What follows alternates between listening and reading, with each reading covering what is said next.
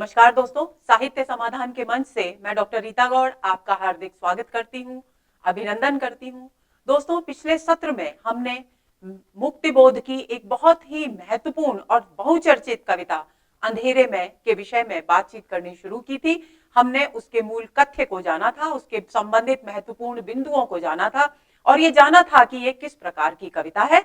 आज से हम शुरू करने वाले हैं अंधेरे में के मूल पाठ का अध्ययन और उससे संबंधित सभी प्रतीकों को, उसकी व्याख्याओं को पूरे विश्लेषण के साथ समझने की कोशिश करेंगे। तो दोस्तों, सबसे पहली बात तो ये कि इससे पहले कि मैं अंधेरे में कविता के मूल पाठ पर आऊं, मैं चाहती हूं कि एक बार फिर मैं इस कविता से संबंधित महत्वपूर्ण बिंदुओं को आपकी स्मृति में ताजा कर दूं। सबसे पहली बात तो यह है दोस्तों कि आपको इस कविता को समझते समय ये ध्यान में रखना है कि ये पूरी की पूरी कविता, इसमें जो भी दृश्य हैं, जितनी भी अभिव्यक्तियां हैं, वो सब कवि के अंतर मन में घटित हो रही हैं। पहली बात आपको कभी भूलनी नहीं है कि अंधेरे में का सारा घटनाक्रम, जो कुछ भी वे देखते हैं, वो बाहर नहीं है, वो उनके अंदर है। लेकिन वो जो अंदर घटित हो रहा है, उसका कारण निश्चित रूप से बाहर के परिवेश में विद्यमान है। मुक्तिबोध जिस दौर में हुए, जिस समय में हुए और जिन परिस्थितियों में उन्होंने इस कविता का सृजन किया, एम्प्रेस मिल गोली कांड हो या उनकी इतिहास विषयक पुस्तक का सरकार के द्वारा जब्त किया जाना हो, चाहे कोई भी घटना इसके मूल में प्रेरक शक्ति के रूप में विद्यमान रही हो, बल्कि लेकिन इतने एक बात निश्चित है, एक बात यह निश्चित है कि मुक्तिबोध आत्मिक स्तर पर, चेतना के स्तर पर बहुत ही संवेदनशील थे और वो चाहते थे कि जितनी भी विकृतियां परिवेश में हैं, वो सारी विकृतियां, विसंगतियां, विषमताएं, जितनी भी बुराइयां हैं, वो सब दूर हो जाएं, किसी भी तरह का ऊंच नीच का कोई भेदभाव न रहे और वो इस तरह के एक समरस समाज की स्थापना करना चाहते थे। लेकिन जब वे देखते थे कि उनके अकेले प्रयत्न करने से कुछ नहीं होगा, क्योंकि समाज में स्वार्थी मनोवृत्तियां, संकुचित दृष्टिकोण और केवल अपने विषय में सोचना, विचारों की टकराहट, छोटे छोटे दृष्टिकोण, इनके संघर्ष इतने ज्यादा व्याप्त हो गए हैं कि मनुष्य की जो चैतन्य स्वरूप उज्जवल चेतना है, वो उन विकृतियों में दबकर कहीं छिप कर रह गई है। और इस तनाव को, परिवेश से ये तनाव उनको मिलता है, इस तनाव को वो अपने भीतर महसूस करते हैं, क्योंकि वो एक संवेदनशील व्यक्ति हैं। और जब वो महसूस करते हैं और वो चाहते हैं कि इस भावना को वो कविता के माध्यम से अभिव्यक्त करें, तो कौन सी कविता सृजित होकर हमारे सामने आती है अंधेरे में। अब इसमें एक ओर तो परिवेश का दबाव है, दूसरी ओर मनुष्य के यानी कवि के हृदय में जो चेतना है, उसका आंतरिक दबाव है। यानी कवि दो तरफा पीड़ा यहां झेल रहे हैं, परिवेश के दबाव की और दूसरा अंतःकरण के दबाव की, उनकी चेतना के दबाव की। अब प्रश्न ये है कि चेतना का दबाव क्या है? परिवेश से जो विकृतियों के कारण उनको पीड़ा हो रही है, जिससे उनकी संवेदनाएं चोट खा रही हैं, दुख पा रही हैं, तकलीफ पा रही हैं, उनको वो अभिव्यक्त करना चाहते हैं, क्योंकि उनके जो परिवेश से जनित जो अनुभव उन्होंने प्राप्त किए हैं, उनकी उज्जवल चेतना में वो अभिनव अपने शुद्धतम रूप में विद्यमान है।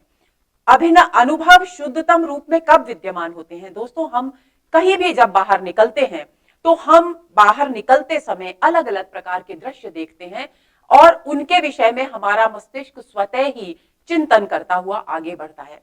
तो जब हम इन दृश्यों को देखते हैं, तो वो तो हुए हमारे अनुभव, लेकिन जब हमारा मस्तिष्क उन अलग अलग दृश्यों को, उन अलग अलग घटनाओं को देखकर उनके विषय में सोचता है, तो उससे प्राप्त जो निष्कर्ष हैं, वो हमारे अनुभवों के शुद्धतम रूप होते हैं। और इसी अनुभव की शुद्धतम रूप को मुक्तिबोध कहते हैं परम अभिव्यक्ति। तो वो जो उनके अंदर बैठा हुआ है और जिसे वो रक्ताश्लोक स्नात पुरुष के रूप में देखते हैं, वास्तव में वो उनके अनुभवों का उज्जवलतम रूप है, यानी उनकी चेतना का रूप है, उज्जवल रूप है, जो अभिव्यक्त होने के लिए, यानी अपने सुंदर लोक कल्याणकारी विचारों को अभिव्यक्त करने के लिए छटपटा रहा है। कवि की पीड़ा क्या है? कवि की पीड़ा है कि विसंगतियां न केवल परिवेश में है, बल्कि उन विकृतियों का प्रभाव उनके हृदय पर भी है। और यही कारण है बाहर आतंक का वातावरण है और उनकी वैचारिक स्वतंत्रता प्रतिबंधित है। क्यों? इसका कारण संभवतः ये रहा होगा दोस्तों कि उनके द्वारा लिखी गई इतिहास की पुस्तक को सरकार के द्वारा प्रतिबंधित कर दिया गया, जिससे वो अपने विचारों की स्वतंत्रता के अधिकार का हनन मानते थे। तो इन सारे दबावों के चलते उन्होंने अंधेरे में कविता का सृजन किया। तो आप इन दोनों बिंदुओं को ध्यान में रखकर इस कविता को समझेंगे।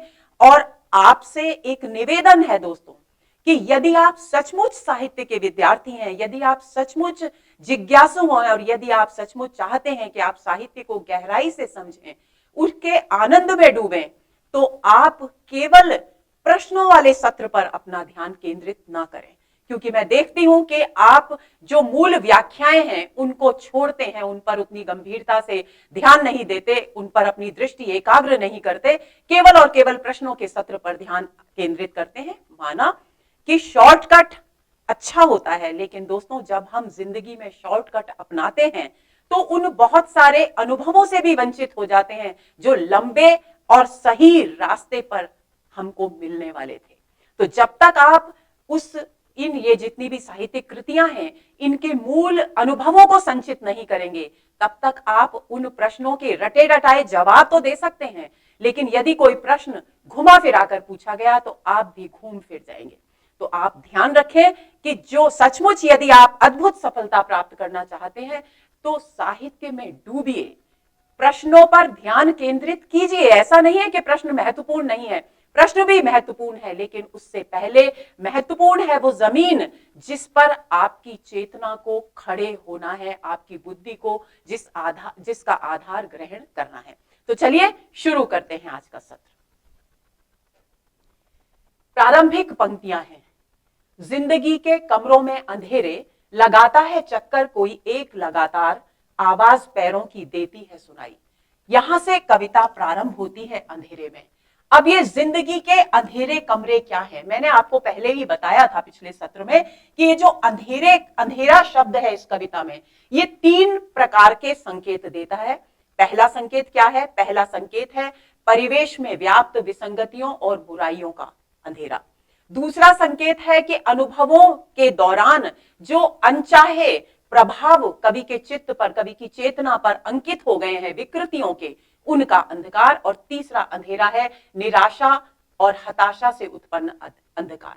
तो जब कवि अंधेरे की बात करता है तो ये 3 तरह का अंधेरा इस कविता में चित्रित हुआ है, इस बात को आपको भूलना नहीं है। लगाता है चक्कर कोई एक। अब ये कोई एक कौन है? ये कोई एक है कवि की अंतश्चेतना। अंतश्चेतना यानी उसका अपना आंतरिक व्यक्तित्व जो है वो लगातार कमरे में, अंधकार के कमरे में, यानी निराशा से भरे हुए मन के कमरे में, कमरा क्या है? कवि का हृदय, उसमें उसकी चेतना चक्कर लगा रही है। चक्कर कब लगाता है व्यक्ति? जब बहुत अधिक पीड़ा होती है, छटपटाहट होती है, व्याकुलता होती है और हम कोई राह तलाश करने की कोशिश कर रहे होते हैं, किसी उलझन को समझाने की कोशिश करते हैं, लेकिन हमें उलझने सुलझती नजर नहीं आती। तब हम व्याकुल होकर के जहां है वहीं पर चक्कर लगाने लगते हैं। यदि हम एक स्थान पर बैठे हुए हैं तो हम चक्कर हमारा मस्तिष्क लगाता है, यानी चक्कर तो लगते हैं व्याकुलता और बेचैनी में। तो यहां लगातार चक्कर लगाने का अर्थ है कवि की चेतना की व्याकुलता और छटपटाहट, यानी कवि की चेतना व्याकुल है क्योंकि अंधकार चारों ओर व्याप्त है। अब कवि के साथ विडंबना क्या है? कवि का आंतरिक व्यक्तित्व और कवि का बाह्य व्यक्तित्व, मान लीजिए दोनों आमने सामने हैं, और कवि का बाहरी व्यक्तित्व परिवेश से प्रभावित है, विसंगतियों विकृतियों से प्रभावित है, लेकिन उसकी चेतना उतनी ही उज्जवल और शुद्ध सत्य चित्त वेदना से युक्त है। तो जब अंदर व्याकुलता होती है तो कवि को उसकी व्याकुलता की ध्वनि सुनाई देती है, यानी वे उसकी व्याकुलता को, अपनी चेतना की व्याकुलता को अनुभव कर पाते हैं, जिसके लिए वो शब्द इस्तेमाल करते हैं, आवाज पैरों की देती है सुनाई। सचमुच किसी के चलने का आवाज, पैरों की आवाज सुनाई नहीं दे रही है, बल्कि इसकी व्यंजना है कि कवि को भीतर की व्याकुलता का आभास हो रहा है, एहसास हो रहा है। आगे चलें। बार बार यानी बार बार उनकी चेतना व्याकुल होकर उनको अपने व्याकुल होने का एहसास करा रही है। वह नहीं दिखता। अब कवि के मन में बड़ी बेचैनी है कि ये आवाज आखिर है किसकी, क्यों? क्योंकि जब हम विकृतियों के आवरण में ढके होते हैं, जब हम विसंगतियों में डूबे होते हैं, तो हम अपनी चेतना के वास्तविक रूप को नहीं पहचान पाते। वही स्थिति कवि के साथ है। तो कवि कहता है कि आखिर ये कौन है जिसके पैरों की, जिसके कदमों की आवाज मुझे निरंतर सुनाई दे रही है, जो दिखाई नहीं देता, नहीं ही दिखता। अब दोबारा दोहराने का क्या अर्थ है कि कभी एक बार कोशिश करते हैं कि वो उसे देख पाए, जिसके कदमों की आहट उन्हें बेचैन कर रही है, लेकिन कोशिश करने पर भी वो दिखाई नहीं देता।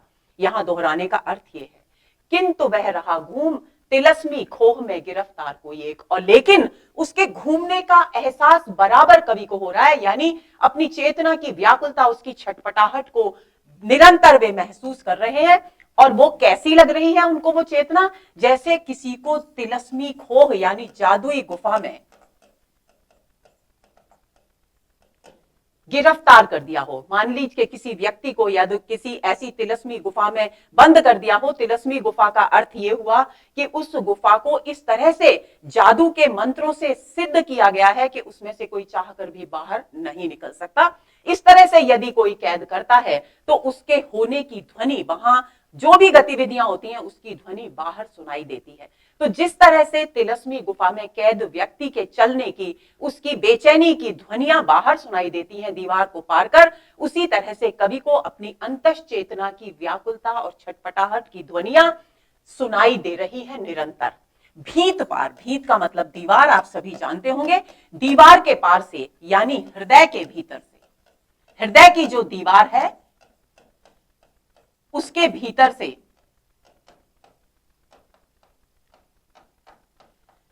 आवाज सुनाई दे रही है। और कभी महसूस कर रहे हैं कि ऐसा लग रहा है कि जैसे कोई बिल्कुल पास में ही चहलकदमी कर रहा है, कोई बिल्कुल पास में ही चक्कर लगा रहा है, लेकिन प्रयत्न करने पर भी वो व्यक्ति जो चक्कर लगा रहा है वो दिखाई नहीं देता, क्योंकि कवि पर विसंगतियों, विकृतियों का प्रभाव है। इस कारण वे अपनी चेतना के उज्जवल स्वरूप को समझ नहीं पा रहे, देख नहीं पा रहे।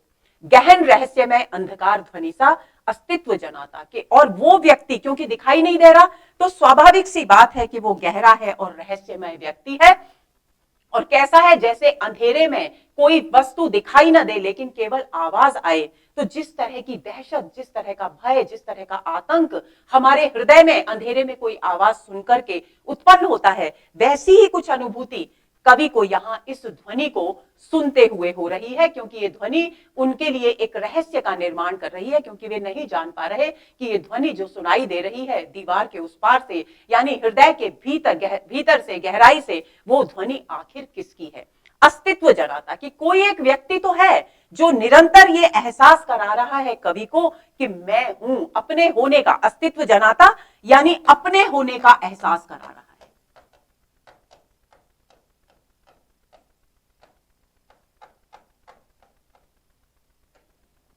अनिवार्य कोई एक, अनिवार्य यानी जिसका निवारण न किया जा सके, जिसको रोका न जा सके,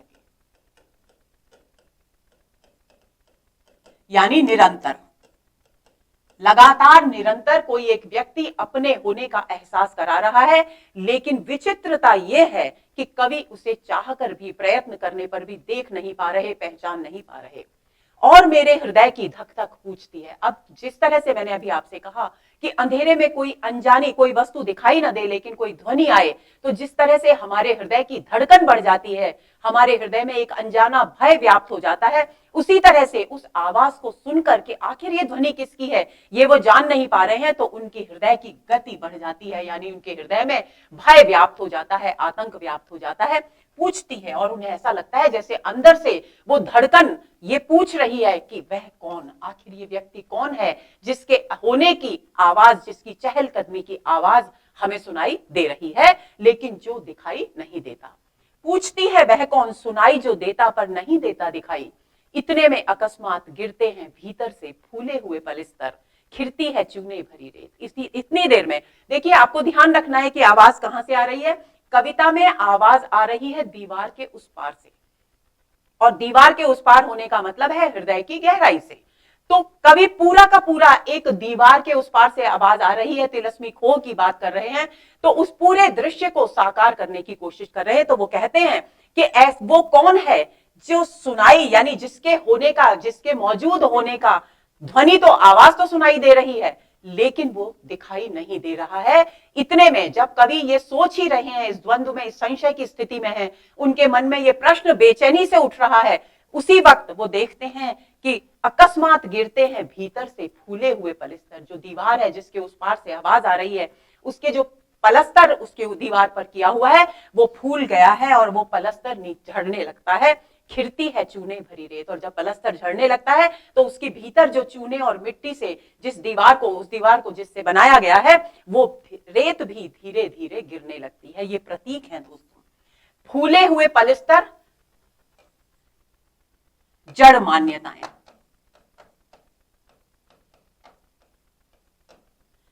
चूने भरी रेत,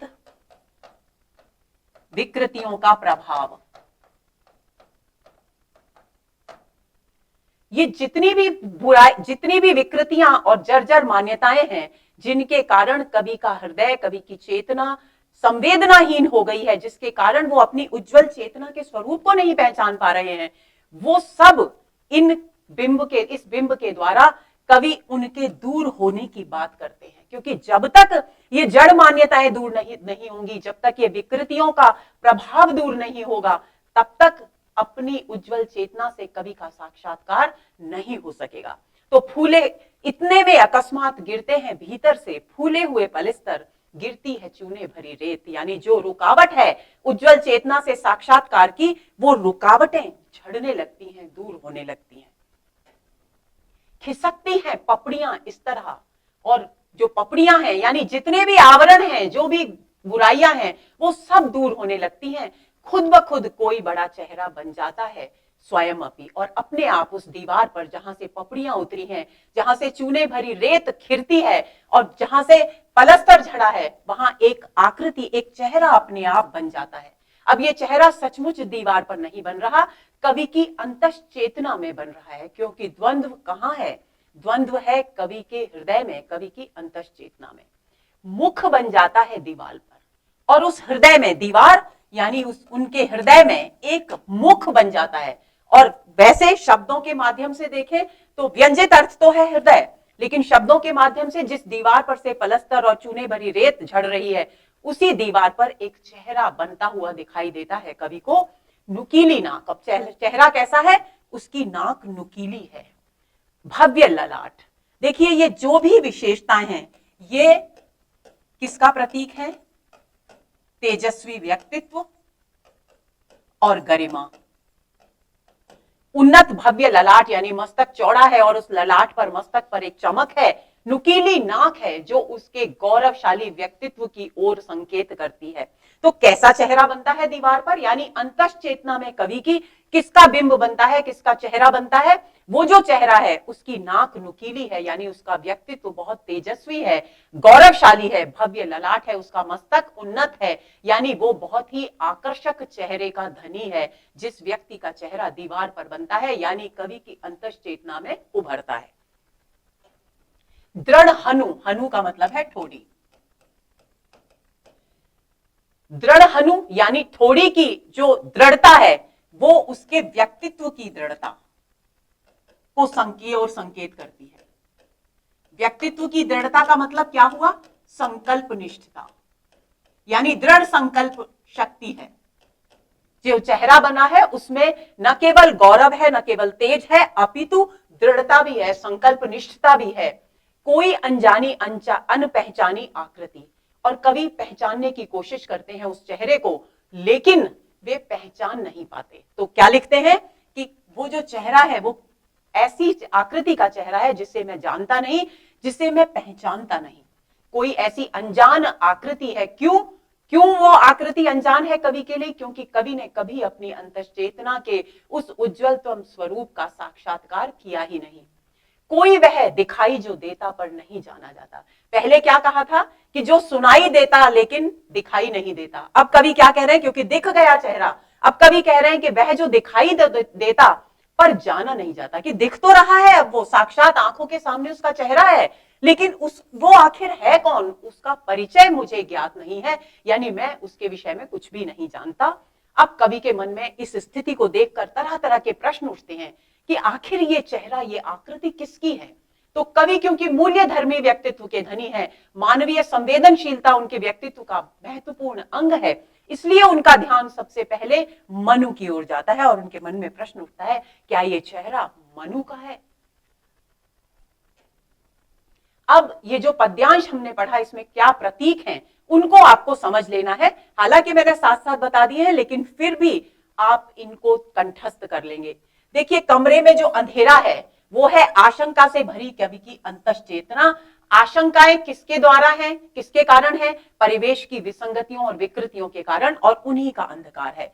तिलस्मी खोह कवि का हृदय है, भीत पार यानी हृदय के अंदर से, फूले हुए पलस्तर घिरती है चूने भरी रेत, खिसकती हैं पपड़ियां यानी आशंकाएं, पुरानी जड़ मान्यताएं और परंपराएं हटने लगती हैं यानी स्थिति स्पष्ट होने लगती है। चेहरा बन जाता है यानी पूरी तरह से जो द्वंद्व है वो दूर होता है और एक स्थिति स्पष्ट होने लगती है कि वास्तविकता क्या है। नुकीली नाक, भव्य ललाट, दृढ़ हनु, जो उस चेहरे की विशेषताएं हैं, ये प्रतीक हैं सद्विचारों के। कौन से सद्विचार? जो लोक मंगलकारी हैं। क्योंकि कवि की मूल पीड़ा क्या है? कवि की मूल पीड़ा है कि वो एक समरस समाज की स्थापना करना चाहते हैं।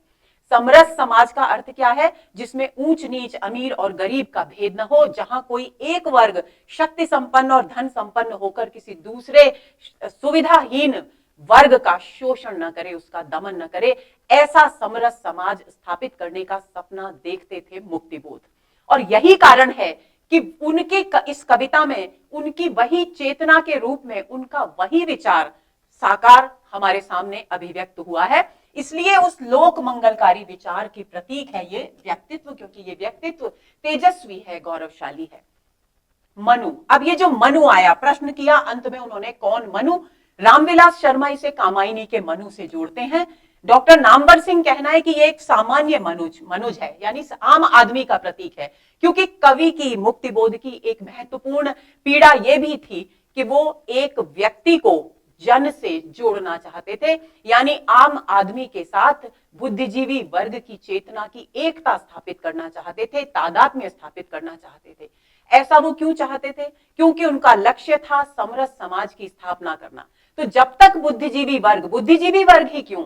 क्योंकि बुद्धिजीवी वर्ग के पास वो मस्तिष्क है, वो सोचने समझने की शक्ति है, जब वो प्रत्येक स्थिति के पक्ष और विपक्ष पर विचार कर एक सही निर्णय ले सकता है। इसलिए वो बुद्धिजीवी वर्ग की संवेदनशीलता को आम आदमी से जोड़ना चाहते थे, ताकि वो अपने हृदय में उस आम आदमी की पीड़ा को अनुभव कर सके और उसको दूर करने के रास्ते तय कर सके। यही उनकी पीड़ा थी। तो इसलिए नामवर सिंह मानते हैं कि ये आम आदमी, मनुज का अर्थ होता है मनुष्य, यानी एक सामान्य मनुष्य का प्रतीक है मनु। कुछ विद्वान इसे आदि पुरुष मनु भी मानते हैं। हम इन सब विवादों में न पड़े, हम ये मान लें कि ये एक गौरवशाली व्यक्तित्व, तेजस्वी व्यक्तित्व की धनी, किसी उज्जवल चेतना की आकृति है। आगे चलें, दूसरे अंश पर आते हैं। बाहर शहर के पहाड़ी के उस पार तालाब। अब देखिए, दृश्य परिवर्तित हो चुका है। मैंने आपको बताया था कि नाटकीय शिल्प में रची, फैंटेसी में बंधी हुई कविता है अंधेरे में। अब एक दृश्य तो वो था जहां कवि की अंतश्चेतना उस पर दबाव डाल रही है अभिव्यक्त होने के लिए। अभिव्यक्त क्या होना है? अभिव्यक्त होना है कवि के सुंदर लोक मंगलकारी विचारों को। क्यों अभिव्यक्त होना है? ताकि समाज की विसंगतियां और विकृतियां दूर हो सके और समरस समाज की स्थापना हो सके। अब दृश्य बदलता है और कवि अपनी कल्पना यानी फैंटेसी के आधार पर एक नए दृश्य का, एक नए लोक का निर्माण करते हैं, और उस लोक को हम पहले अच्छी तरह से समझ लेंगे। बाहर शहर के, कवि कहां? अभी अपने हृदय की गहराई में थे, एक तिलस्मी गोह में थे।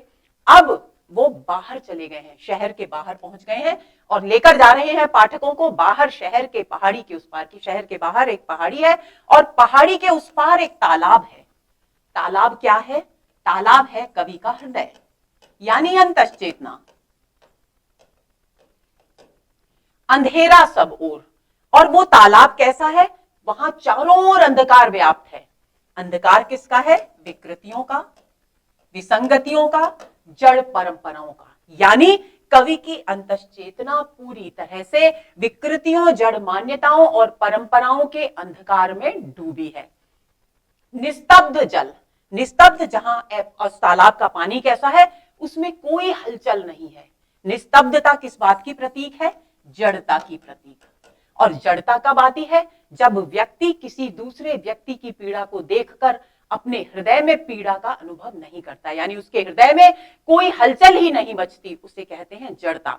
तो यहां निस्तब्ध जल यानी जल बिल्कुल शांत है, यानी उसमें कोई हलचल नहीं है, यानी कवि के हृदय में जड़ता व्याप्त है। क्यों जड़ता व्याप्त है? विकृतियों, व्यर्थ की परंपराओं और मान्यताओं के कारण।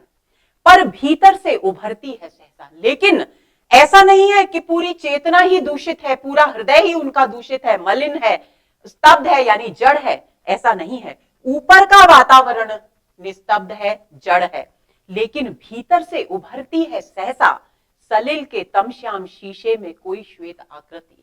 लेकिन उस निस्तब्ध, उस जड़ता के नीचे एक आकृति है। वो जड़ता कैसी है? सलिल यानी जल हो गया।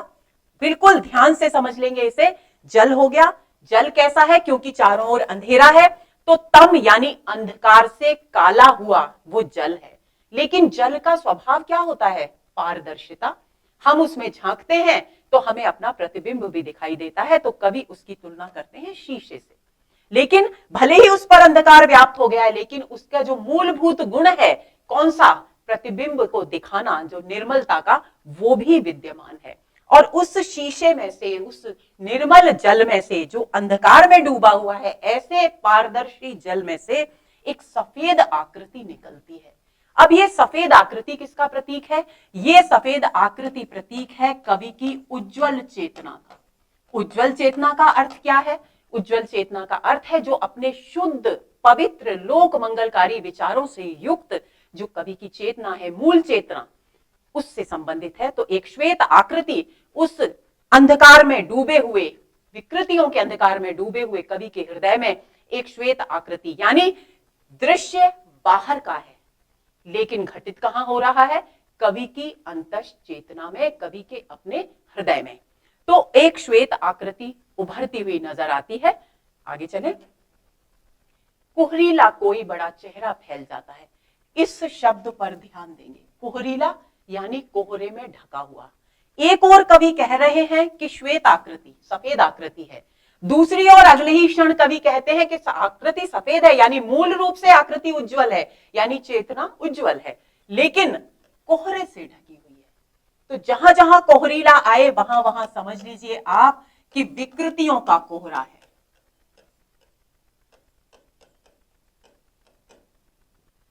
जहां कोहरा आएगा वहां आप समझ लेंगे कि विकृतियों का कोहरा है। तो कुहरीला कोई बड़ा, एक ऐसा बड़ा चेहरा, सफेद रंग का उज्जवल चेहरा जो कोहरे में ढका हुआ है, वो सामने उनके दिखाई देता है, यानी उनकी अंतश्चेतना में उभरता है और मुस्कुराता है। और वो कवि को ऐसा महसूस हो रहा है कि वो उन्हें देख करके मुस्कुरा रहा है, यानी आनंद का अनुभव कर रहा है। क्यों आनंद का अनुभव कर रहा है? क्योंकि वही कवि की चेतना का वास्तविक और उज्जवलतम रूप है। तो जब कवि अपने स्वयं के रूप से, यानी अपने वास्तविक स्वरूप से साक्षात्कार करता है, तो आनंद की लहरें उठना लाजमी है, सचमुच उठेंगी ही। इसलिए कवि चित्रित करते हैं, लिखते हैं कि और मुस्कुराता है, पहचान बताता है। और वो क्या करता है? अपनी पहचान। क्योंकि कवि के मन में शुरू से क्या प्रश्न है कि ये व्यक्ति जो आप पहले तो सुनाई दे रहा था, दिखाई नहीं दे रहा था, ये कौन है? फिर दूसरे चरण में आकर उनके मन में प्रश्न उठता है कि ये व्यक्ति जो दिखाई दे रहा है लेकिन जाना नहीं जाता, ये कौन है? फिर तीसरे चरण में कवि के मन में प्रश्न उठता है, क्या ये मनु है? लेकिन वो किसी निष्कर्ष पर पहुंच नहीं पाते। तब वो उज्जवल चेतना कवि की, वो कोहरीला चेहरा स्वयं उनको देखकर मुस्कुराता है, उन्हें द्वंद्वग्रस्त देखकर मुस्कुराता है और उनके उस द्वंद्व को दूर करने का प्रयत्न करता है और अपनी पहचान बताता है कि वो आखिर कौन है। ये संकेत से वो बताने की कोशिश करता है, अपना परिचय प्रस्तुत करता है। किंतु मैं हतप्रभ, कवि लिखते हैं कि वो पहचान बता रहा है, लेकिन मैं आश्चर्यचकित हूं, मुझे कुछ समझ में नहीं आ रहा। नहीं वह समझ में आता कि वो जो जो पहचान बताता है, वो सारा उसका स्वरूप मुझे समझ में नहीं आता। क्यों नहीं समझ में आता कवि को? क्योंकि कवि की बुद्धि पर, कवि की चेतना पर विकृतियों का आवरण पड़ा हुआ है, व्यर्थ की रूढ़ परंपराओं के संस्कार जनित प्रभाव वहां मौजूद हैं, उनके कारण वो अपने उस उज्जवल रूप से दूर हो गए हैं, इसलिए वो समझ नहीं पाते कि वो बताती है उनकी उज्जवल चेतना कि मैं ये हूं, लेकिन फिर भी वो समझ नहीं पाते क्योंकि वो विकृतियों का पर्दा उन्हें समझने से रोकता है। अरे अरे, अब कवि दूसरा दृश्य, तीसरा दृश्य प्रस्तुत करते हैं। अरे अरे, तालाब के आसपास अंधेरे में वन वृक्ष। अब वो देखते हैं कि जो तालाब था जिसके जल में वो कोहरीली आकृति दिखाई दी, श्वेत आकृति दिखाई दी, उसके आसपास अंधेरे में जो डूबे हुए वन के वृक्ष थे बड़े बड़े, वो क्या कर, उनमें क्या बदलाव आता है, चमक चमक उठते हैं हरे हरे अचानक। कभी महसूस करते हैं कि जैसे ही वो श्वेत उज्जवल आकृति, कोहरीली आकृति तालाब में से निकलकर उभर कर ऊपर आती है, तो जितने भी आसपास अंधकार में डूबे हुए वृक्ष थे वो सब चमकने लगते हैं। व्यंजना क्या है? व्यंजना ये है कि जो आकृति सफेद रंग की उभर कर सामने आई है उसका व्यक्तित्व तेजस्वी है, और यही कारण है कि उसके व्यक्तित्व के प्रकाश में आसपास का वातावरण अपने वास्तविक रूप में अभिव्यक्त होता है। अंधेरे में डूबे हुए जो वृक्ष अभी काले रंग के प्रतीत हो रहे थे, अपने वास्तविक रूप में हरे रंग के दिखाई देने लगते हैं, और कभी एकदम से चौंक जाते हैं, हतप्रभ रह जाते हैं कि ये बदलाव परिवेश में कैसे आया कि जो वृक्ष अब तक अंधेरे में डूबे काले रंग के थे, अचानक इस आकृति के उभरते ही वे चमक उठे, उनकी पत्तियां चमक उठी और उनका वास्तविक स्वरूप यानी उनका हरा रंग अपने सुंदर रूप में सामने आ गया। यानी स्थितियां पूरी तरह से स्पष्ट होती जा रही हैं। वृक्षों के शीश पर नाच नाच उठती हैं बिजलियां, शाखाएं डालियां झूम कर झपट कर चीख एक दूसरे पर पटकती हैं सिर। अब इस पूरे बिंब का अर्थ क्या है कि जैसे ही वो तेजस्वी व्यक्तित्व उभर कर सामने आता है, वृक्षों के शीश पर, यानी वृक्ष के पहले तो पत्ते चमकते हैं, फिर उनका जो ऊपरी भाग है उस पर बिजलियां नाचने लगती हैं, यानी प्रकाश में डूब जाते हैं आसपास के परिवेश के वृक्ष। वृक्षों के शीश पर नाच नाच उठती हैं बिजलियां, यानी उस सत्य चेतना के तेजस्वी प्रभाव से पूरा का पूरा वातावरण प्रकाशमय हो उठता है। शाखाएं डालियां, तेज हवा चलने लगती है, और जब तेज हवा चलती है दोस्तों तो वृक्षों की शाखाएं एक दूसरे पर से टकराती हैं, अलग अलग आवाज करती हैं, तो शाखाएं डालियां झूमती हैं हवा के साथ, और झूम कर झपट कर, और उनसे जो स्वर निकलता है उसके लिए कवि शब्द प्रयोग करते हैं कि चीख सी उठती है। ऐसा लगता है मानो वे शाखाएं और डालियां झूमकर एक दूसरे पर प्रहार कर रही हो और फिर वे चीख रही हो। ये शाखाएं और ये डालियां क्या है? विभिन्न मत। वे मत धार्मिक मत भी हो सकते हैं, राजनीतिक कूटबंदियां भी हो सकती हैं, जितने भी प्रकार की विरोधी स्थितियां हैं समाज में, जिनके कारण समाज में वैचारिक संघर्ष है, भेदभाव है, वे सब शाखाएं हैं और वे सब डालियां हैं, यानी व्यक्ति के स्वार्थ आपस में टकरा रहे हैं। तो कवि इस प्राकृतिक दृश्य के माध्यम से परिवेश में व्याप्त जो संघर्ष की स्थिति है, जो टकराव की स्थिति है, उसको उत्पन्न कर रहे हैं, उसको अभिव्यक्त कर रहे हैं।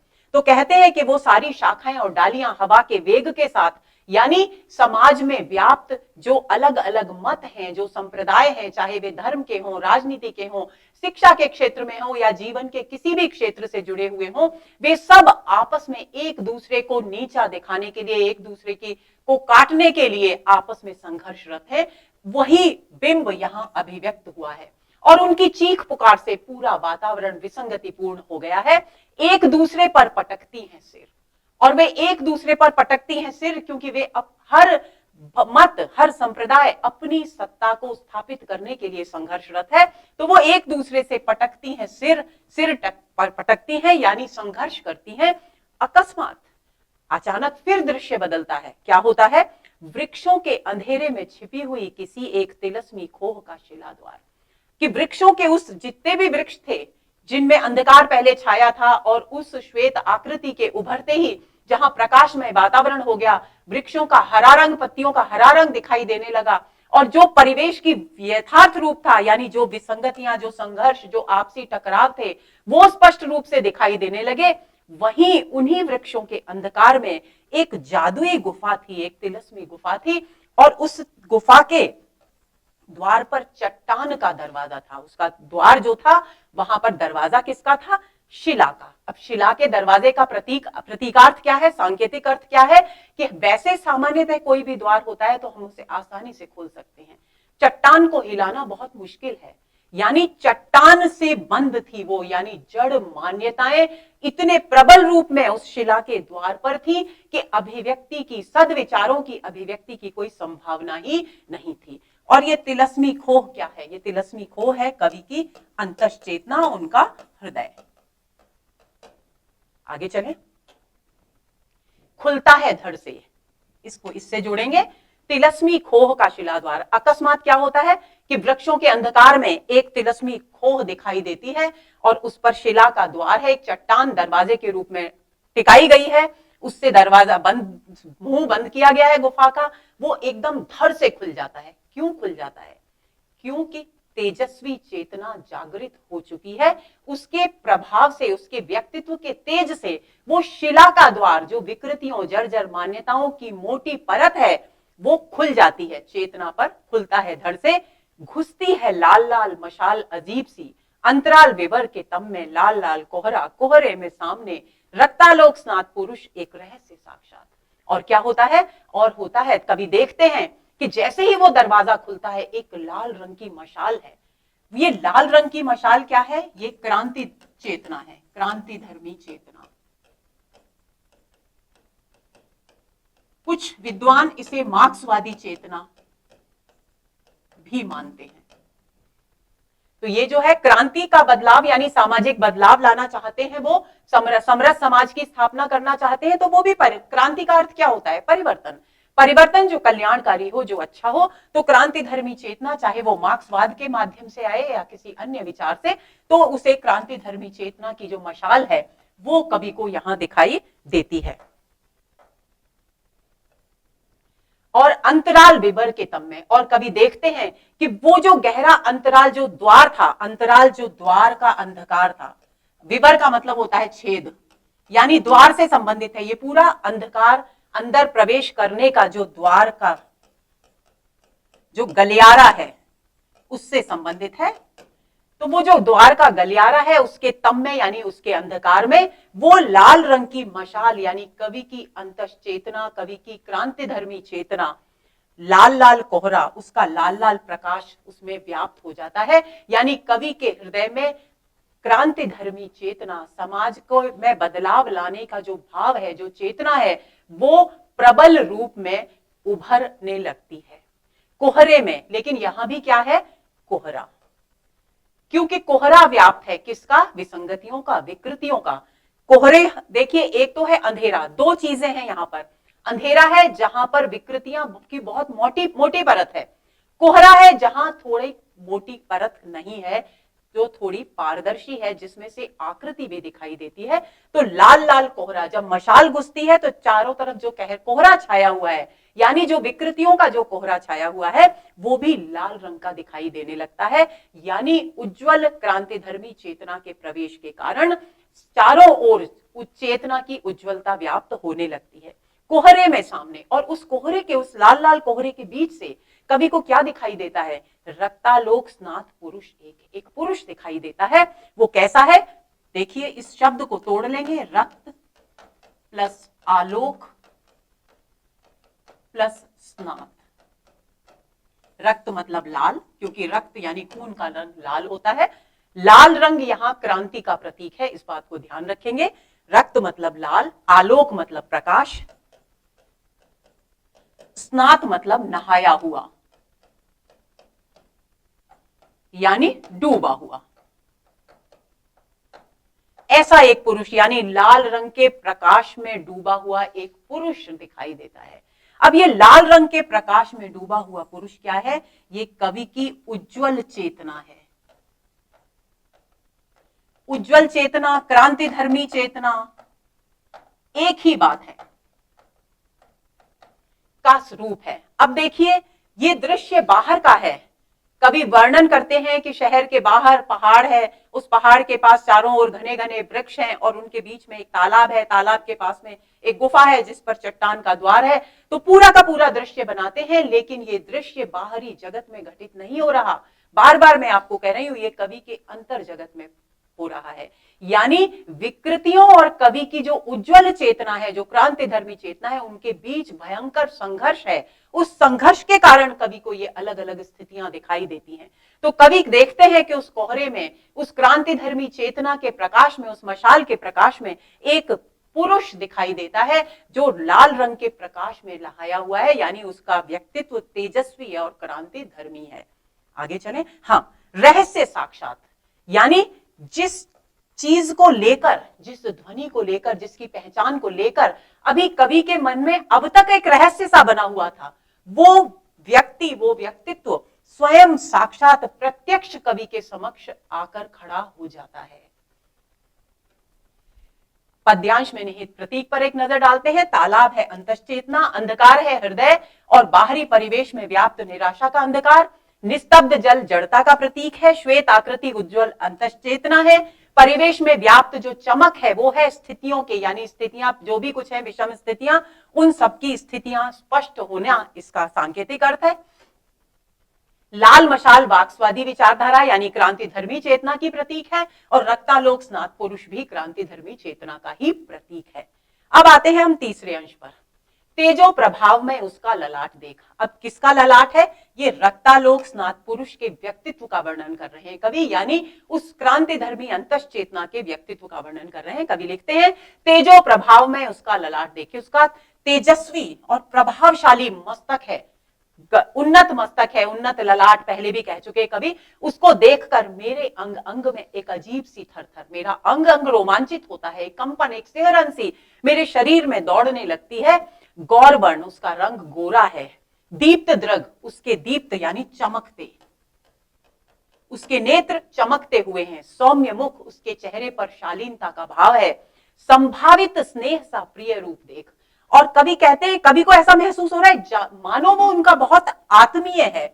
उस आत्मीय के, उस सुंदर आकर्षक मन को भाने वाले रूप को देखकर कवि को महसूस होता है विलक्षण शंका, एक विशिष्ट प्रकार की शंका, एक अलग प्रकार का द्वंद्व कवि के मन में, आशंका कवि के मन में जन्म लेती है। भव्य आजानुभुज, और कैसा है वो? उसकी आकृति भव्य है, उसका व्यक्तित्व बहुत गरिमामय है। आजानुभुज यानी जिसकी भुजाएं, आजानु यानी घुटनों तक लंबी है। जिस व्यक्ति की भुजाएं घुटनों तक लंबी होती हैं दोस्तों, उन्हें आजानुभुज कहा जाता है। तुलसीदास जी ने जब श्री राम के व्यक्तित्व का वर्णन किया तब उन्होंने भी उन्हें आजानुभुज कहकर के संबोधित किया। तो हमारी संस्कृति में आजानुभुज एक गौरवशाली तेजस्वी व्यक्तित्व का महत्वपूर्ण गुण है।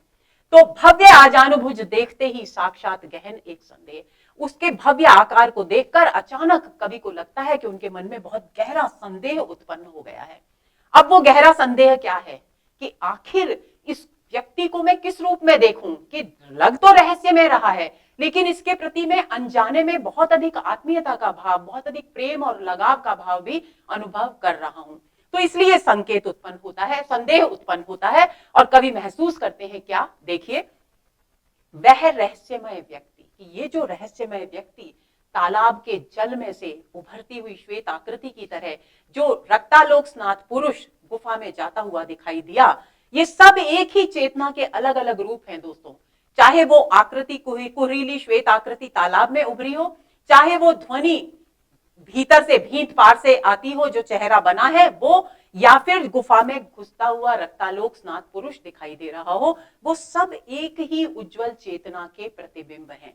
तो वह रहस्यमय व्यक्ति, अब तक न पाई गई मेरी अभिव्यक्ति, कवि आखिर उसको पहचान जाते हैं जिसको देखकर भी वो पहचान नहीं पा रहे थे। उन्हें महसूस होता है कि ये जो रहस्यमय व्यक्ति है, जो इतने गौरवशाली भव्य व्यक्तित्व का धनी है, ये कोई और नहीं है बल्कि मेरी स्वयं की अभिव्यक्ति का उज्जवलतम रूप है। अभिव्यक्ति के उज्जवलतम रूप के अर्थ को समझ लीजिए दोस्तों आप। इसका अर्थ क्या होता है? देखिए, हम जीवन में जब कभी भी आगे बढ़ते हैं, अलग अलग स्थितियों से जूझते हैं, तो हम जाने अनजाने हमारा हृदय बहुत सारे अनुभवों के प्रभाव को ग्रहण करता है। मैंने अभी थोड़ी देर पहले भी चर्चा की कि जब हम उन अनुभवों को अपनी बुद्धि की कसौटी पर कसते हैं और उन अनुभवों में से बुद्धि की कसौटी पर कसने के बाद जो सुंदर विचार निकलकर, जो सुंदर निष्कर्ष निकलकर आते हैं, वही हमारी उस अनुभूति की अभिव्यक्ति है। और कवि की पीड़ा क्या है, मैं आपको बता चुकी हूं। कवि की पीड़ा है कि वे जो कुछ अनुभव करते हैं, यानी जो उनका अनुभूत है, जो उनके निष्कर्ष हैं, जो लोक मंगलकारी हो सकते हैं, कल्याणकारी हो सकते हैं, वे उन्हें अभिव्यक्त नहीं कर पा रहे। और इसी द्वंद्व के चलते वो अपनी उस अभिव्यक्ति को साक्षात रक्तालोक स्नात पुरुष के रूप में देखते हैं। तो कवि कहते हैं, वह रहस्यमय व्यक्ति अब तक न पाई गई मेरी अभिव्यक्ति। अब तक जिस अभिव्यक्ति को मैंने संसार के सामने लाया ही नहीं, यानी मैं जिसे अनुभूत को अभिव्यक्ति नहीं कर पाया, वही अभिव्यक्ति वो रहस्यमय व्यक्ति के रूप में मुझे दिखाई दे रही है।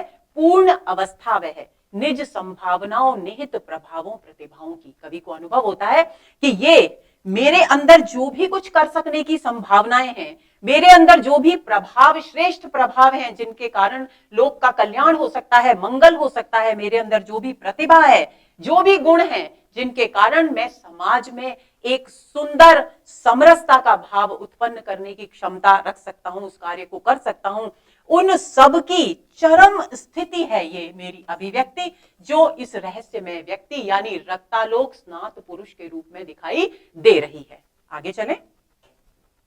मेरे परिपूर्ण का आविर्भाव। कवि को अनुभव होता है कि उनके अंदर जो भी चेतना है अपनी उज्जवलतम रूप में, उसकी पूरी अपूर्ण संपूर्ण अभिव्यक्ति है हृदय में रिस रहे ज्ञान का तनाव।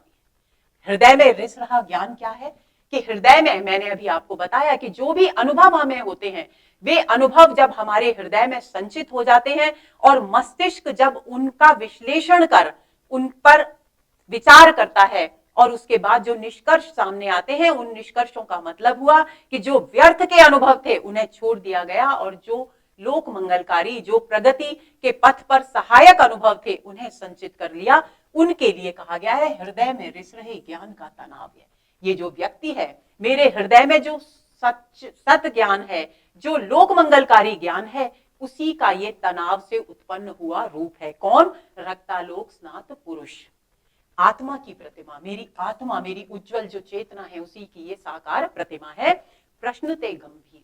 कवि कहते हैं, देखिए, एक तरफ वो आनंद अनुभव कर रहे हैं अपनी अनुभूतियों को साक्षात देख करके, अपनी परम चेतना से साक्षात्कार करके, यानी आत्म साक्षात्कार के आनंद को झेल रहे हैं, आनंद में डूबे हैं, झेल रहे हैं नहीं, डूबे हैं। दूसरे ही ओर परिवेश के दबाव उन्हें उस आनंद को अधिक समय तक जीने नहीं देते। और वे क्या लिखते हैं? प्रश्न थे गंभीर, कि मेरे अंदर जितने भी प्रश्न थे, यानी ये जो मेरे हृदय में रिस रहे ज्ञान के तनाव के रूप में मेरी अभिव्यक्ति का उज्जवलतम रूप सामने आया था रक्तालोक स्नात पुरुष के रूप में, उसने जो भी प्रश्न सामने रखे वे सब बहुत गहरे थे, क्योंकि वे समाज की विसंगतियों से जुड़े थे, समाज के कड़वे यथार्थ के चेहरे को अभिव्यक्त करने वाले थे, इसलिए खतरनाक थे। किन लोगों के लिए? सत्ताधारियों के लिए, उन प्रभावशाली व्यक्तियों के लिए जिन्होंने धन और सत्ता यानी अधिकार के कारण अपने अधिकारों को इतना संकुचित कर लिया है कि वे लोक कल्याण को भूल ही गए हैं और उनके सारे के सारे कार्य केवल और केवल निम्न वर्ग का शोषण करने के लिए स्थित कार्य किए जाते हैं।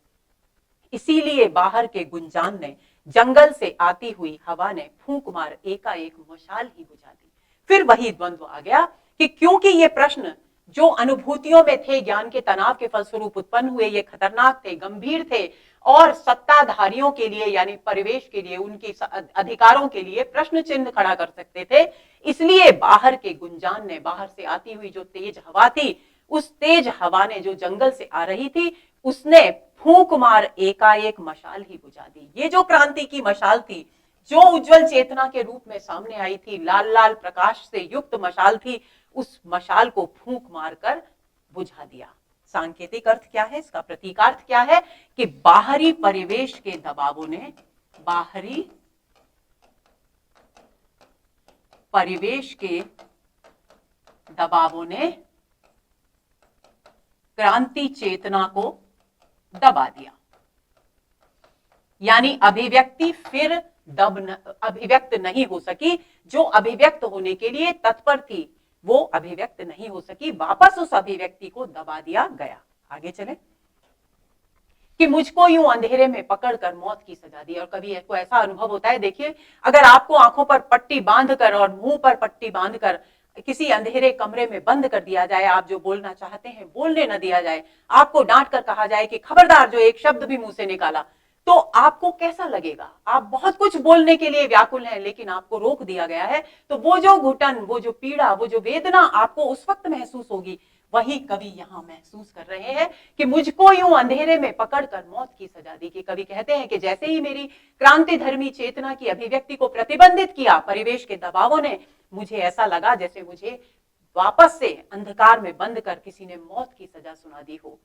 किसी काले डैश की घनी काली पट्टी ही आंखों पे बंध गई। और मेरे लिए मेरी आंखों पर, यानी आंखों पर पट्टी बंधने का अर्थ क्या है? सूक्ष्म दृष्टि को प्रतिबंधित कर दिया गया। सूक्ष्म दृष्टि को प्रतिबंधित क्यों कर दिया गया? क्योंकि कवि जागरूक हैं, संवेदनशील हैं, चिंतनशील हैं, बुद्धिजीवी हैं, हर परिवेश की हर स्थिति को बारीकी से देखते हैं। तो उनकी उस क्योंकि वे अभिव्यक्त नहीं कर सकते जो अनुभव वो देख रहे हैं परिवेश से, इसलिए उनकी उस सूक्ष्म दृष्टि को, उनकी जागृत चेतना को प्रतिबंधित कर दिया गया, आंखों पे बंध गई। एक ऐसा लगा कवि को मानो एक काली पट्टी उनकी आंखों पर भी बांध दी गई है, यानी उनकी सारी की सारी स्वतंत्रता को प्रतिबंधित कर दिया गया, दबा दिया गया। किसी खड़ी पाई की सूली पर मैं टांग दिया। और ऐसा लगा जैसे सूली पर उन्हें लटका दिया गया हो, क्योंकि जब व्यक्ति देख न सके, जब व्यक्ति बोल न सके, अपने भावों को अभिव्यक्त न कर सके, तो वो मरे हुए के समान है।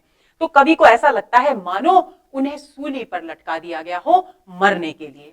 किसी शून्य बिंदु के अंधियारे गड्ढे में गिरा दिया गया। मैं अचेतन स्थिति में उन्हें लगा कि वो किसी गहरे अंधेरे गड्ढे में, वो बेहोशी की स्थिति में गिरा दिए गए हैं, यानी उनकी चेतना को पूरी तरह से दमित कर दिया गया है, दबा दिया गया है।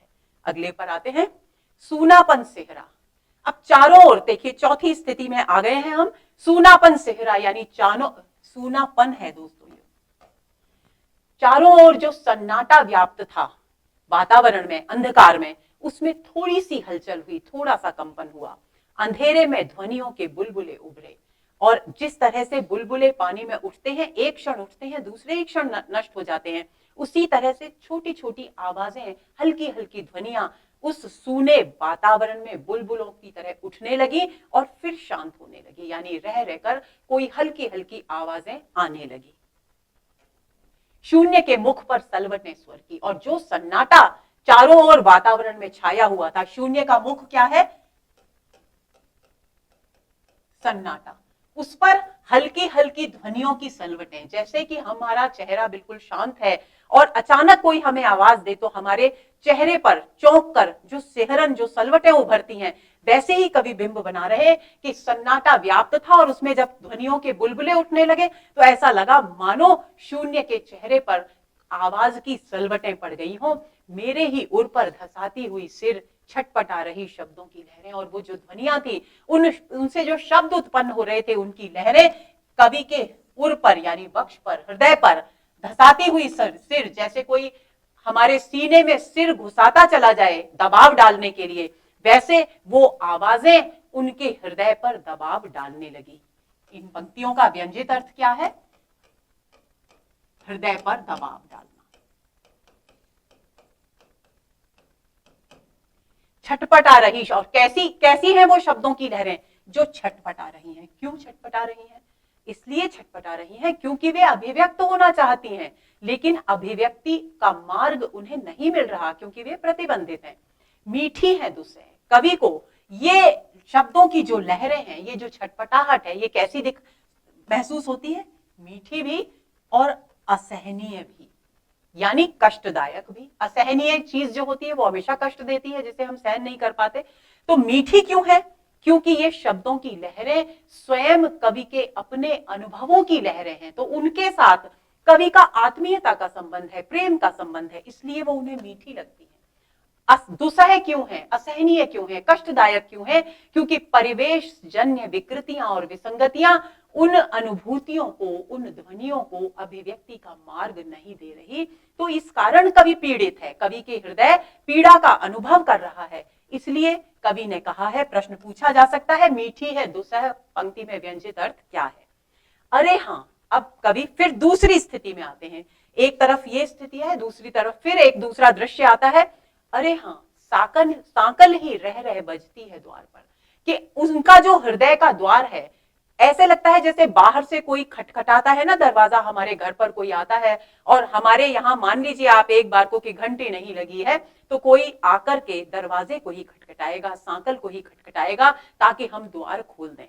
तो वही बिंब यहाँ कवि ने प्रस्तुत किया है कि उनकी अंतश्चेतना का जो द्वार है उसकी सांकल को कोई बार बार बजा रहा है। क्यों, क्या, कौन बजा रहा है? उनकी चेतना, उनकी जो अभिव्यक्ति व्याकुल है, परम अभिव्यक्ति, वो उन पर दस्तक दे रही है, उनके हृदय पर दबाव बना रही है, क्योंकि उसे अभिव्यक्ति का मार्ग चाहिए। अरे हाँ, साकल ही रह रह बजती है द्वार पर, कोई मेरी बात मुझे बताने के लिए ही बुलाता है, बुलाता है। कवि को ऐसा लगता है कि मेरे अंदर जो कोई बात छिपी हुई है, यानी मेरे जो अनुभव हैं, उन्हीं को मुझसे परिचित कराने के लिए शायद कोई मुझे द्वार खटखटा कर बुला रहा है, यानी कोई मुझे अपने स्वयं के वास्तविक रूप से परिचित कराने के लिए बुला रहा है। हृदय को सहला मानो किसी जटिल प्रसंग में सहसा, होठों पर होठ रख कोई सच सच बात सीधे सीधे कहने को तड़प जाए और फिर वही बात सुनकर धंस जाए मेरा जी। और कवि अनुभव करते हैं कि जैसे जो बहुत ही जटिल परिवेश की स्थितियां हैं, जिसमें किसी भी बात को खुलकर अभिव्यक्त करना मुश्किल है, क्योंकि अभिव्यक्ति का द्वार बंद है। तो ऐसी स्थिति में कवि को ऐसा लगता है कि ये व्यक्ति जो सांकल बजाकर मेरे हृदय पर दस्तक दे रहा है, ये मानो मेरे हृदय को सहलाते हुए, यानी मेरी पीड़ा को थोड़ा सा कम करते हुए, चुपके से होठों पर होठ रख सच सच बात, यानी एक कड़वा परिवेश का जो यथार्थ है, जो सकटु सच्चाई है, उसको मेरे होठों पर होठ रख, यानी गुप्त रूप से मुझे बताना चाहता है। यानी परिवेश के यथार्थ से, कड़वे यथार्थ से जो बहुत भयानक है, उससे मुझे परिचित कराना चाहता है। और वो यथार्थ कैसा है? वो इतना भयानक है, इतना कड़क, इतना असहनीय है कि उसे सुनकर मेरा जी कैसा हो जाएगा? निराशा के अंधकार में डूब जाएगा। क्यों? क्योंकि मेरे पास अभिव्यक्ति का द्वार खुला हुआ नहीं है। वही बात सुनकर धंस जाए मेरा जी, वो जो कड़वी सच्चाई है, जो परिवेश का यथार्थ है, उससे सुनकर मेरा जी, जो अभी मेरा मन, जो मेरी चेतना थोड़ी सी स्थिर हुई है, वो वापस से निराशा के उसी अंधकार में डूब जाएगी। इस तरह सांकल ही रह रह बजती है द्वार पर। अब बार बार फिर भी कवि उसकी ओर ध्यान नहीं देना चाहते, लेकिन फिर भी बार बार उनकी अंतश्चेतना उन पर दबाव डाल रही है, क्योंकि वो चाहती है कि वे अपने हृदय के द्वार खोलें, अभिव्यक्ति का मार्ग प्रशस्त करें। आधी रात इतने अंधेरे में कौन आया मिलने? अब क्योंकि कवि, इतनी विसंगतियां हैं, इतनी विकृतियां हैं, इतना आतंक है, इतनी भयानक स्थिति है कि कवि हमेशा आशंकित रहते हैं। तो जब अंतश्चेतना उन पर दबाव डालती है, सांकल बजती है, तो उनके मन में सहसा बहुत सारे प्रश्न उठ खड़े होते हैं और वो कहते हैं, आधी रात का समय है, चारों ओर इतना भयानक अंधकार है, आखिर ऐसे खतरनाक माहौल में, इतने अंधकारमय वातावरण में मुझसे कौन मिलने आ गया? इस तरह का प्रश्न कवि के मन में उठता है।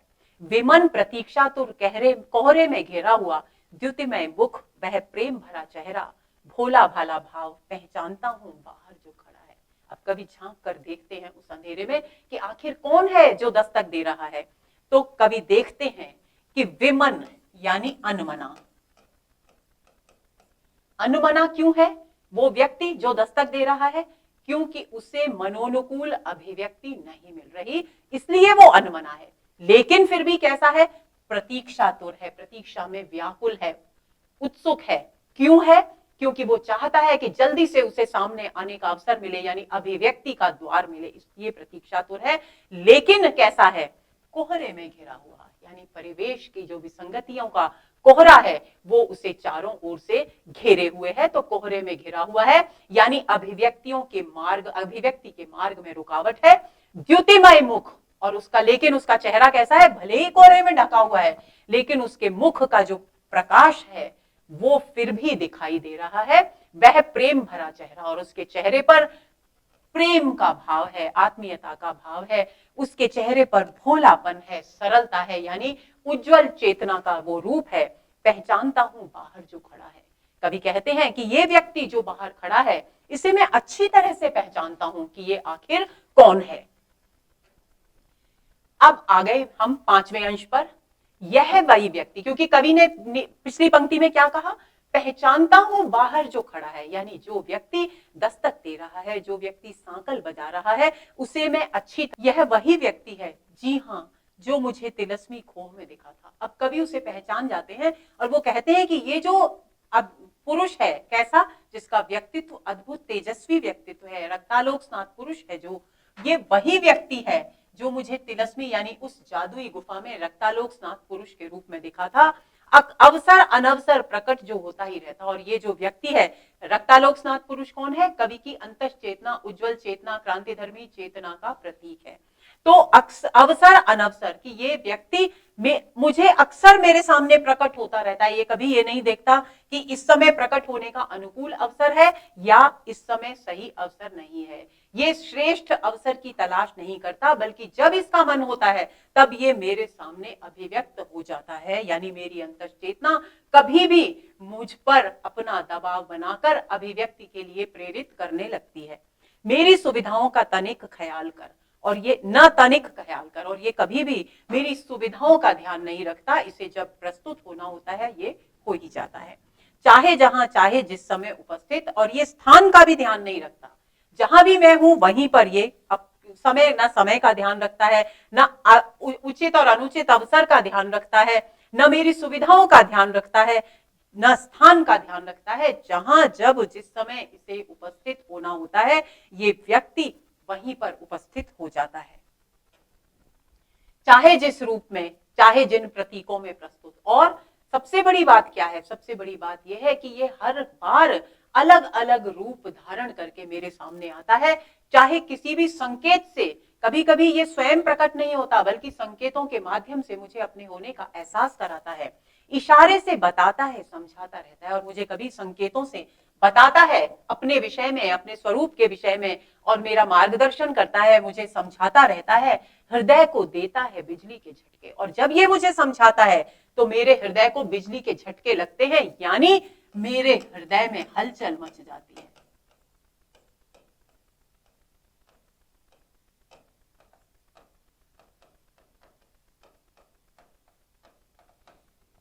अरे उसके चेहरे पर खिलती हैं सुबह। अब भले ही उसके आने से कवि के हृदय में हलचल मच जाती है, क्योंकि वो कौन सा रास्ता बताता है, वो रास्ता बताता है क्रांति का, परिवर्तन का, बदलाव का।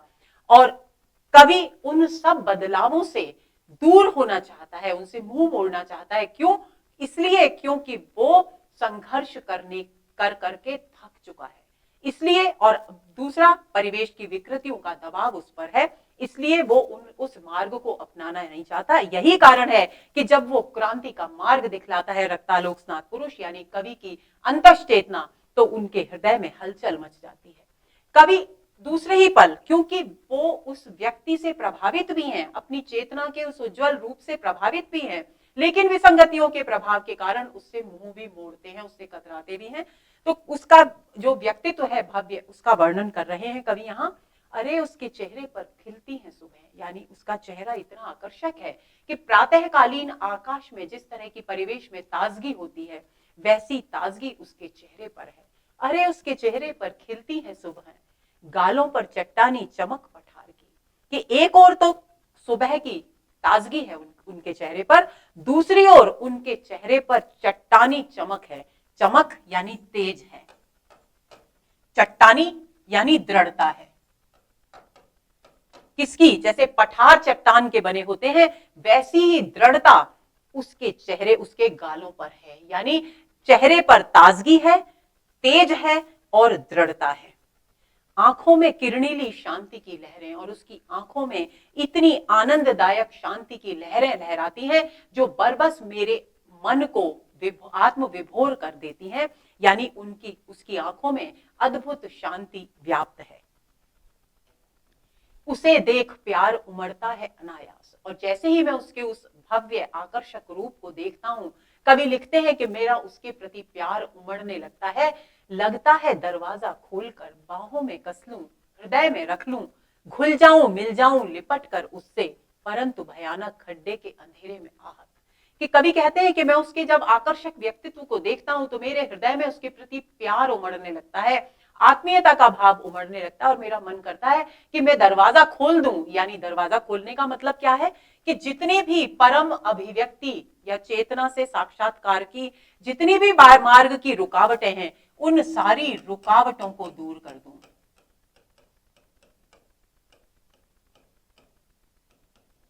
दरवाजा खोलकर और क्या करूं, वो मेरी जो उज्जवल चेतना का जो स्वरूप है, जो परम अभिव्यक्ति है, जो रक्तालोक स्नात पुरुष है, जिसके प्रति मेरा प्रेम उमड़ रहा है, बाहों में कस लूं, उसे अपनी बाहों में कस लूं, आलिंगनबद्ध हो जाऊं, हृदय में संभाल कर रख लूं, घुल जाऊं मिल जाऊं लिपट कर उससे, और उससे घुल मिलकर उससे लिपट कर उससे एक हो जाऊं। ये वाक्य क्या संकेत करते हैं? ये वाक्य संकेत करते हैं तादात्म्य का, यानी एकाकार होने का। यानी उस परम अभिव्यक्ति के साथ में एकाकार हो जाऊं, उसमें लय हो जाऊं, यानी मेरी पूरी विकृतियां विसंगतियां दूर हो जाएं और मैं उसी का रूप धारण कर लूं, उसी उज्जवल चेतना का रूप धारण कर लूं। लेकिन क्या है, कवि चाहते हैं ये, लेकिन तादाद में नहीं कर पाते। क्यों? क्योंकि परंतु भयानक खड्डे के अंधेरे में, लेकिन मैं अंधकार जो परिवेश में व्याप्त है, विसंगतियों का विकृतियों का, उसके गहरे अंधकार में आहत यानी चोट खाया हुआ, क्योंकि क्षतिग्रस्त हैं, चोटिल हैं, परिवेश के दबावों ने, परिवेश की भयानक स्थितियों ने उन्हें भीतर तक चोट पहुंचाई है। तो वो उस भयानक खड्डे के अंधेरे में चोट खाकर पड़े हुए हैं, क्षत विक्षत घायल अवस्था में हैं। मैं पड़ा हुआ हूं। कवि कहते हैं कि मैं तो एक गड्ढे में अंधेरे में पड़ा हूं, मैं भला उस अपनी उज्जवल चेतना के साथ तादाद में स्थापित करूं तो कैसे? क्यों? क्योंकि मेरे व्यक्तित्व पर विसंगतियों का विकृतियों का आवरण है। शक्ति ही नहीं है कि उठ सकूं जरा भी, और मेरी शक्ति संघर्ष कर करके शिथिल हो चुकी है, समाप्त हो चुकी है। मुझ में उठकर उसे बाहों में कस लेने की भी क्षमता नहीं है, सामर्थ्य नहीं है, ताकत नहीं है, जबकि मैं अंदर से चाहता हूं कि मैं उसे बाहों में कस लूं, उसे अपने हृदय में रख लूं, उसके साथ एकाकार हो जाऊं। लेकिन शक्तिहीनता के कारण, संघर्षों के कारण, शिथिल होने के कारण, विकृतियों और विसंगतियों के कारण मैं ऐसा नहीं कर पाता। और ब्रैकेट में कवि लिखते हैं, यह भी तो सही है कि कमजोरियों से ही लगाव है मुझे। ये संकेत है बुद्धिजीवी वर्ग, बुद्धिजीवी मानसिकता। देखिए, मुक्तिबोध की दोस्तों एक खास बात है कि वे जब भी व्यंग्य करते हैं तो वे स्वयं अपने व्यक्तित्व को अलग रखकर समाज की विकृतियों पर व्यंग नहीं करते, बल्कि स्वयं को भी उन विकृतियों का अंग बताते हुए अपने आप पर भी व्यंग्य करते हैं। क्योंकि वे मानते हैं कि वे जिस बुद्धिजीवी वर्ग की बात कर रहे हैं, वे जिस समाज, जिस परिवेश की बात कर रहे हैं, वे भी उसका हिस्सा हैं। तो वे यहां जब व्यंग्य कर रहे हैं तो वे अपने आप पर भी व्यंग्य कर रहे हैं। इस बात को आपको खास तौर पर ध्यान में रखना है। यह भी तो सही है कि कमजोरियों से ही लगाव है मुझे। हम जब मूल कथ्य पर बात कर रहे थे अंधेरे के, तो मैंने कहा था कि पीड़ा बुद्धिजीवी वर्ग की ये है कि बुद्धिजीवी वर्ग करना तो बहुत कुछ चाहता है, क्योंकि उसके पास बुद्धि का कौशल है, बुद्धि के प्राप्त अनुभव, बुद्धि से प्राप्त निष्कर्ष हैं जो लोक कल्याणकारी साबित होना चाहते हैं। लेकिन दूसरी ओर विडंबना क्या है कि वो बुद्धिजीवी वर्ग अपने जीवन की उस सुखद स्थितियों को, उन सुविधाओं को छोड़ना नहीं चाहता, क्योंकि जब वे अभिव्यक्ति के द्वार पर आगे कदम बढ़ाएंगे तो उन्हें संघर्ष करना पड़ेगा। और संघर्ष करने की पहली शर्त क्या है? संघर्ष की पहली शर्त है कि उन्हें अपने जीवन की सारी सुख सुविधाएं त्यागनी होंगी। हर परिस्थिति, हर विषम से विषम स्थिति का, हर पीड़ा को सहने के लिए तत्पर होना पड़ेगा, तैयार होना पड़ेगा। तो कवि व्यंग्य करते हैं बुद्धिजीवी वर्ग की मानसिकता पर, और व्यंग्य अपने माध्यम से कर रहे हैं। तो कवि कहते हैं कि मैं चाहता हूं कि मैं उस परम अभिव्यक्ति को गले लगा लूं, उससे आलिंगनबद्ध हो जाऊं, एकाकार हो जाऊं, लेकिन मैं तो इस अंधेरे में, यानी विकृतियों के, निराशा के इस अंधकार में डूबा हुआ घायल अवस्था में पड़ा हूं, यानी संघर्ष रत रहकर, संघर्ष कर करके मैं शक्तिहीन हो चुका हूं। फिर ब्रैकेट में लिखते हैं, यह भी तो सही है कि कमजोरियों से ही लगाव है मुझे, कि दूसरी ओर यह भी सही है कि मुझ में इतना साहस ही नहीं है कि मैं अपनी उस परम अभिव्यक्ति का द्वार खोलकर दृढ़ता पूर्वक, शक्ति से, सामर्थ्य से आगे अपना रास्ता तय कर सकूं, क्योंकि मुझे कमजोरियों से लगाव है। यानी मैं जिस स्थिति में पड़ा हूं उसी स्थिति में पड़े रहना चाहता हूं, मैं सुविधाएं अपनी त्यागना नहीं चाहता, इसीलिए टालता हूं उस मेरे प्रिय को। और यही कारण है, कवि कहते हैं कि मैं उस अपना मेरा जो प्रिय है, जिसके साथ में एकाकार होना चाहता हूं, जिसके दर्शन कर मेरे हृदय में आनंद की लहरें उठती हैं, प्यार उमड़ता है, उस मेरे प्रिय की मैं उपेक्षा करता हूं विसंगतियों के प्रभाव के कारण। व्यंजित अर्थ क्या हुआ? व्यंजित अर्थ यह हुआ कि विकृतियों के प्रभाव के कारण, परिवेश के दबावों के कारण कवि अपनी उज्जवल चेतना से मुंह मोड़ रहे हैं। कतराता रहता, उससे कतराता हूं, उसका सामना करने से घबराता हूं, डरता हूं उससे। और डरता हूं, क्यों डरता हूं? क्योंकि वो उज्जवल चेतना इतने भयानक कड़वे यथार्थ को मेरे सामने रखेगी कि मुझे संघर्ष के लिए तत्पर होना पड़ेगा, और मैं संघर्ष करना नहीं चाहता। क्यों नहीं करना चाहता? क्योंकि मुझे कमजोरियों से लगाव है। आगे चले। तो दोस्तों, ये हुआ हमारा आज का सत्र, जिसमें हमने अंधेरे में कविता के मात्र 5 अंशों पर बात की। और दोस्तों, आपकी जानकारी के लिए बता दूं कि अंधेरे में कविता के इसी तरह के लगभग 55-56 अंश हैं। आगे से मैं कोशिश करूंगी कि हम अपनी गति को और अधिक बढ़ाएं, अन्यथा बहुत सारा समय चाहिए अंधेरे में कविता के कथ्य को हृदयंगम करने के लिए। तो आप निरंतर अंधेरे में को समझते रहिए, ताकि आगामी सत्रों में मुझे उतनी अधिक मेहनत न करनी पड़े, उतना अधिक समय न लगाना पड़े। आप जितने सहजता से इसको हृदयंगम कर पाएंगे, उतना ही हमारे आगे के सत्रों में जल्दी जल्दी हम इस कविता को पूरा करेंगे। तो अगले सत्र के इंतजार में रहिए।